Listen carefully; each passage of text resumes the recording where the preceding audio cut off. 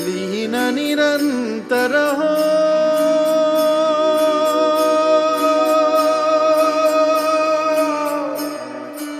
सूर निरागस हो सूर निरागस हो गणपती सूर निरागस हो